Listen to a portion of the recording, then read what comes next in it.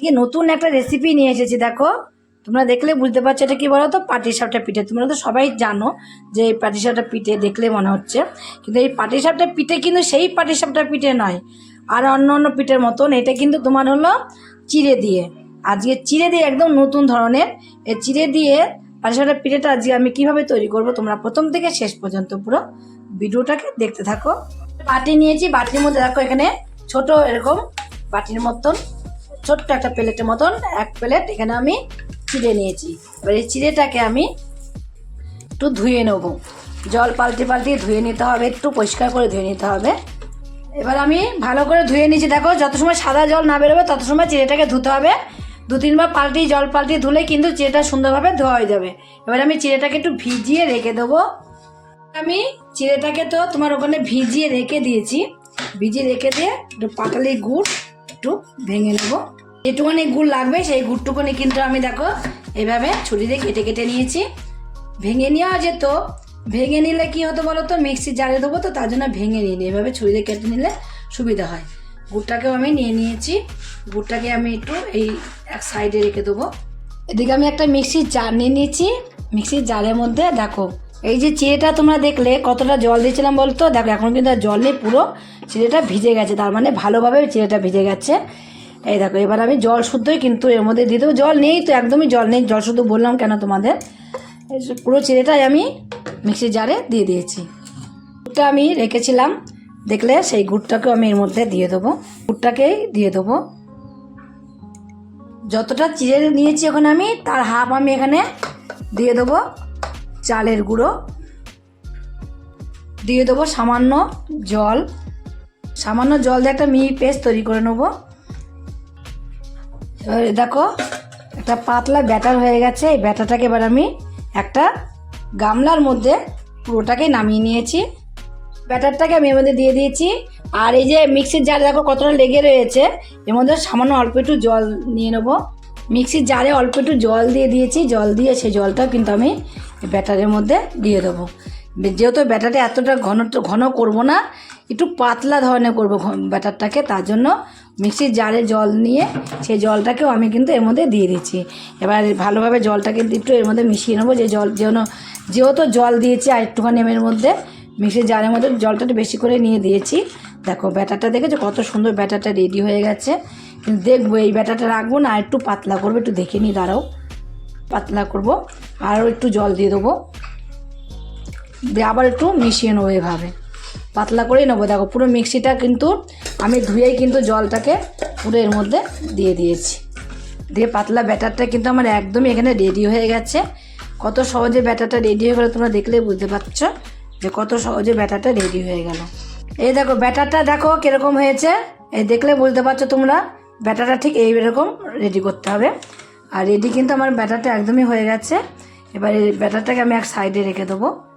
একটা fry pan বসিয়ে দিয়েছি, একটু তেল ব্রাশ করে নেবো। ফ্রাই প্যানের মধ্যে চারিদিকে তেল ব্রাশ করে নিয়ে তারপরে যে ব্যাটারটাকে আমি রেডি করে রেখে দিয়েছিলাম সেখান থেকে এক হাতা ব্যাটার নেব। ব্যাটার নিয়ে আমি দিয়ে দেবো।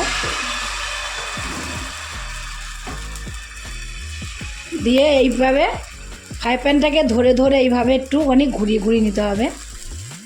এই যে এইভাবে একটু ঘুরিয়ে নিতে হবে, ফ্রাই প্যানটা ধরে ধরে ঘুরিয়ে নিতে হবে। এই যে গোল হলো না, এই পাশটা গোল হলো না ঠিকই, যদি গোল না হয় এইভাবে অল্প একটু আরেকটু ব্যাটার নিয়ে এইভাবে দিয়ে দিতে হবে উপরে। এইভাবে এই যে দিয়ে দিয়েছি আমি, ব্যাটারটাকে পুরো গোল করে দিয়েছি। দেওয়ার পরে দেখো কেমন দেখো ফুটফুট ফুটফুট হয়ে গেছে, সারাটাই কিন্তু ফুটফুট হয়ে গেছে, চারিদিকটাই ফুটফুট হয়ে গেছে। এগুলো শুকিয়ে শুকিয়ে যাবে। যখন শুকিয়ে শুকিয়ে যাবে তখন আমি একটু মাখার সন্দেশ এনেছি। তোমরা কিন্তু নারকেলের পুর করেও দিতে পারো এর মধ্যে। এই মাখা সন্দেশটাকে আমি এইভাবে লম্বা করে দিয়ে দেবো। এভাবে এবার আমি যেই হয়ে যাবে সন্দেশটা দিয়ে এভাবে দেখো উল্টি উল্টি দেবো। দেখো দেখতে যে কতটা সুন্দর লাগছে, খেতে যে কতটা সুন্দর লাগবে সে তোমরা দেখলেই বুঝতে পারছো।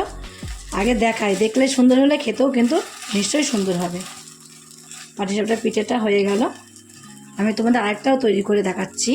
তো মাখা সন্দেশ দিয়ে চিড়ে, আবার ওদিকে মাখা সন্দেশ, ও যা নরম হবে না, বয়স্করা যারা খেতে পারে না তারাও কিন্তু এটা খুব সুন্দর খাবে। আর তোমরা যদি মনে করো চালের গুঁড়ো দেবো না, চালের গুঁড়োর বদলে একটু ময়দা দিয়ে দেবো, সেটাও কিন্তু তোমরা এর মধ্যে একটু ময়দাও দিয়ে আবার একটু তেল ব্রাশ করে দেবো। আমি আরেকটা তোমাদের দেখিয়ে দিচ্ছি তোমাদের সুবিধার জন্য, আরেকটাও দেখিয়ে দিচ্ছি।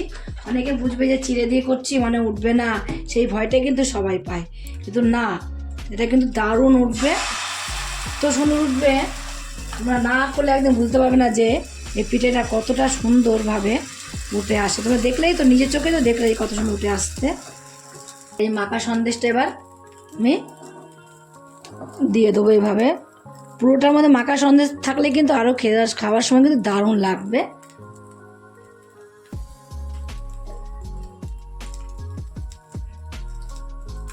এবার আমি উল্টিয়ে দেবো।